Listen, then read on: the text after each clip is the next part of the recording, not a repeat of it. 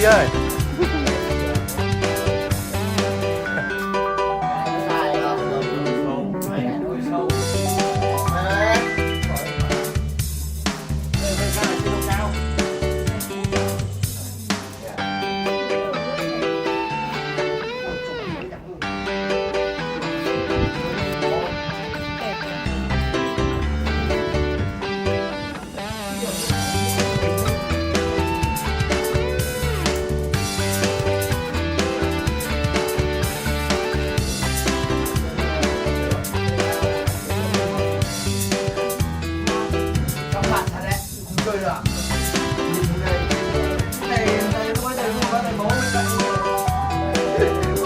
Chị nào? Chị ơi. Đi đây. Đúng rồi chứ. Em ơi, thầy anh hơi yếu tim, nếu mà thầy có run thì em cho thầy anh tố. Có nhìn được ui. Cầm lên nhanh nhở. Lao nhanh nhở. Có khi mình đang chạy tốc độ như thế nhưng mà Mình ở trong kính đi ăn nữa. Đây là kính giảm tốc rồi này. Đúng rồi, giảm tốc độ hốt bởi vì độ cao sâu này. Ui mà cổ cách cổ xa nhở. này nó mới đứt dây phát nhỉ. Đây là con chúng mình nó không sinh cùng ngày đẹp cả cùng năm nhưng mà Đẹp chưa? Đấy, ui mình cáp kia là một vé của mình vào. đi cùng năm mình khá cùng ngày. Đẹp chưa? Đây là nhà đây này. Dưới đẹp hơn. Đây là nhà người Trông ở. mà. Đây. Nó đi đường nào đến nhỉ? Đi bộ. Đi đường thủy. Nó ra xưa mình nó ra thì nó như thế. Rất chỉ đẹp. Nó đi cáp treo đến đây nó nhảy. Nè. Đây là nó mới bảo nó đang số 1 mét nhỉ. Bây giờ cái cổ nó dã man này. Mẹ ơi, đây còn đây fan hồi xưa này. Cổ của nó phải mấy cây số. Đây Thế thôi, nhìn thế thôi, mấy cây đấy. nếu mà mình trải nghiệm với cảm giác Đây có phải đường mình đi đâu, đường mình đi bên kia. Đây nhà biết mình đang ở trên đỉnh nóc nhà luôn chưa? đi nhầm nhà trên đây này. Đâu, bây giờ mà đến xong bắt đầu đi bộ, sao lại đi tiếp? Ở đây này cao nhở. Xa nhở. Ở trên đây. Là đi bộ lên kiểu gì gấp. Đường rừng đường núi. Đâu không cao gì đâu. 5.000 thôi mà, ký đi. Mạng. Bây giờ livestream để biết đi chơi à? Trên đây hội chinh phục kiểu đi núi đó, nhà đó. Còn suy dạy này. Ôi, lên cái nhà, xây cái nhà đi này. Ui. Ui, kiểu dân tộc à? Ui, dốc cắm rồi.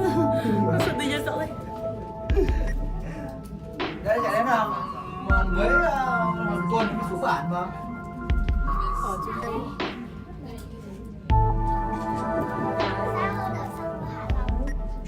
Sao nhiều con? Con đứng lên con nhìn. Chị đứng lên tiếp chỉ đi. Nó xin. Mua. Tiếp chỉ đi. Đẹp nhỉ, đường đi hoa này, hai bên đẹp nhỉ. Chị nhìn thấy gì đây? Hoa, đúng rồi, đường bên hai hoa đi đẹp chưa? À. Đang trên chuẩn bị lên đỉnh. Sắp lên đỉnh rồi em ạ.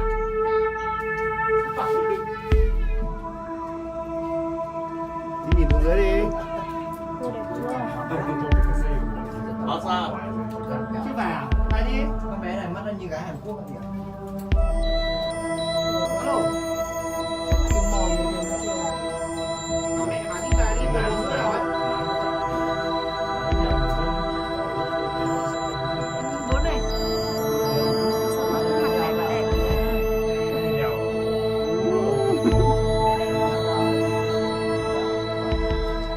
Con đang xuống bản.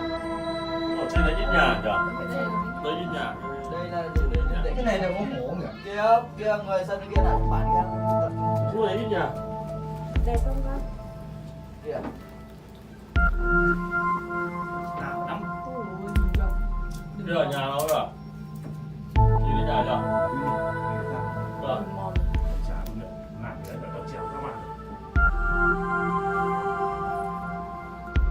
Đấy.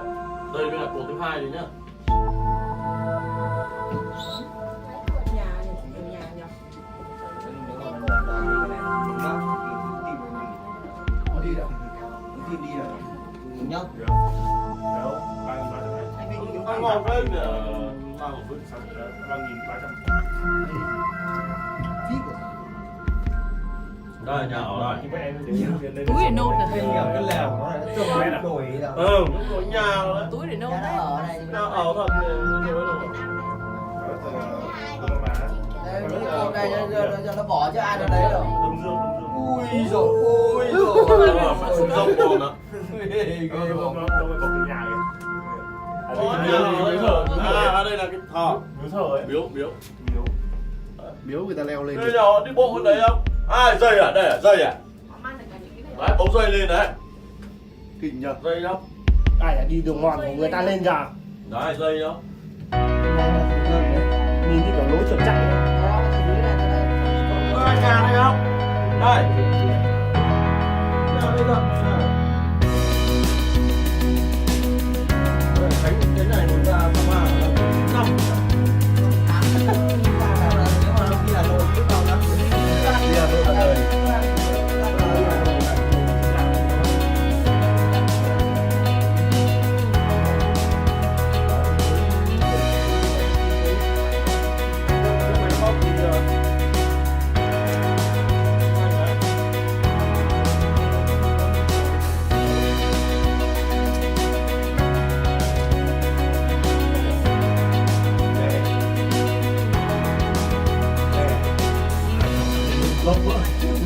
Băng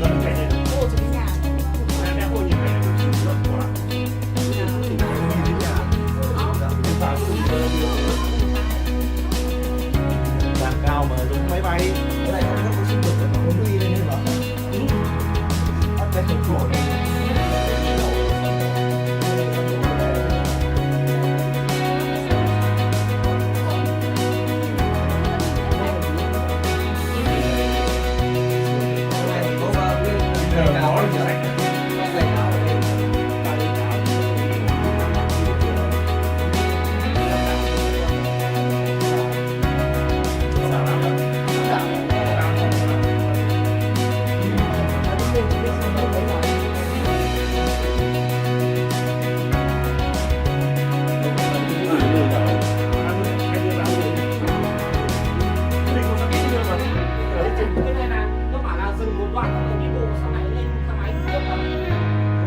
Tàu chứ. đi tàu ra núi. Tàu leo núi lên.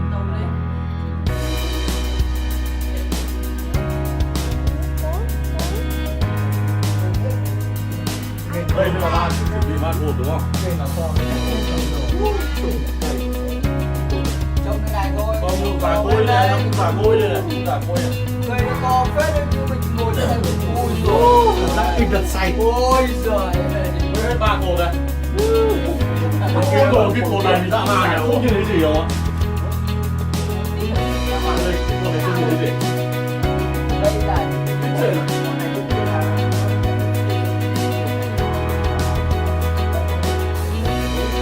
Không, nó là nó kéo xe bé thôi, bé tí xong rồi nó không lần kéo xe to đâu.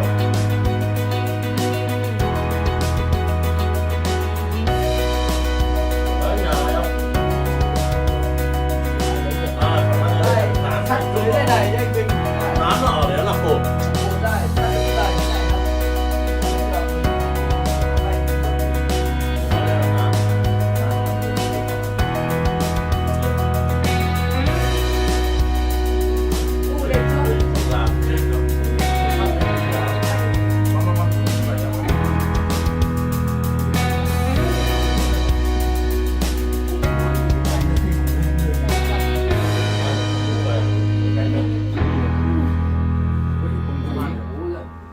Để người ta đi, không nhìn thấy ở bên dưới người đi chinh phục. Cái này là bọn họ ngày xưa nó ở bộ, chưa lên nơi nên là gì ạ? Đi bộ là cái xưa đây Chinh Phục cái Fansipan này. Đấy. 3 ngày hết bọn rồi. Sáng trưa, Sáng trưa đi máy bay. Đường mòn nó đi về thẳng. Rồi đó. đây là suối. Chơi cái cột gì đó, là cắp treo đi bằng rồi đấy à? Chưa à? Đấy cái cột đây.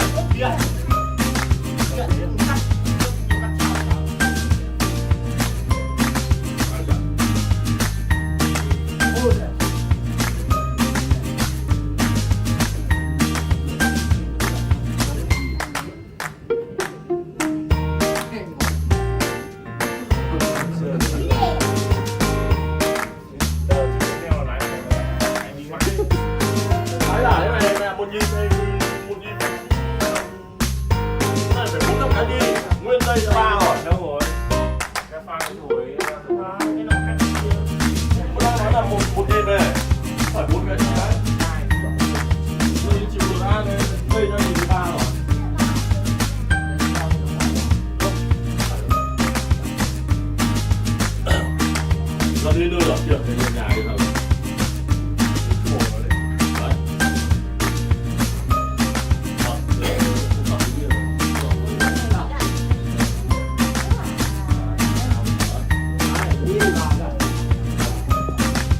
Tôi mình xem.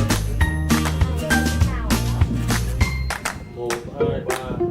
4 cái rồi. Rồi cái một nhịp vừa lọc vừa đưa 4 cái.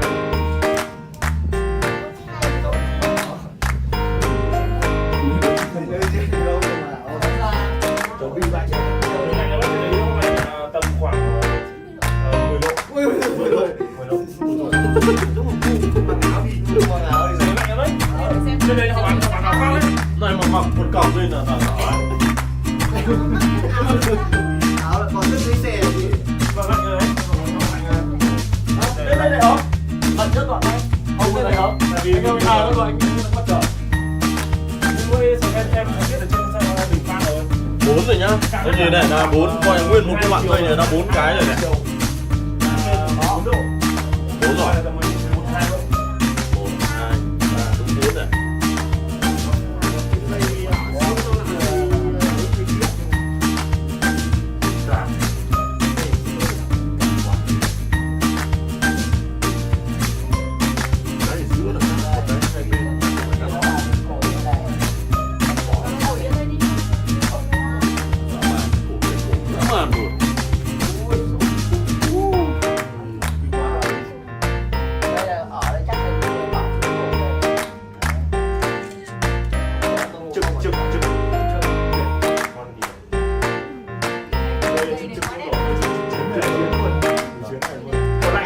Hai ba tháng sức là Em ơi mặc áo em ơi lạnh đấy. Giờ nó mặc cái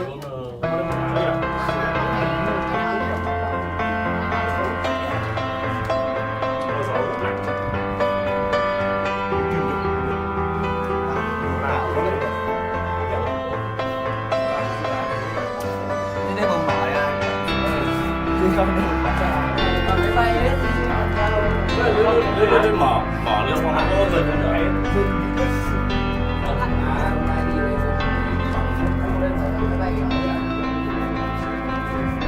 Đá này. có phải nó kẹt gì đâu. Nắp nhà thằng bạn có giải tiền rồi. Cái của áo đấy không đi về. Quay vào quả tai đấy.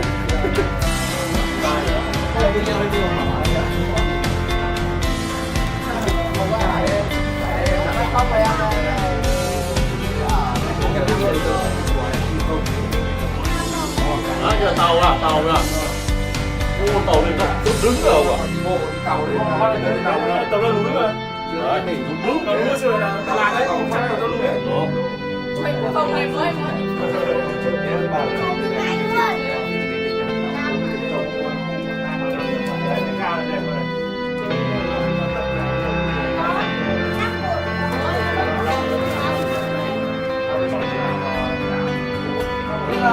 Chắc là đi chinh phục ở dưới đấy không? Tính xa đến mấy cột nhau này. Cột cột này. Mấy cây cây. Cây hết nào rồi. Đây cái là tổng trinh. Cột này cũng là hết mà.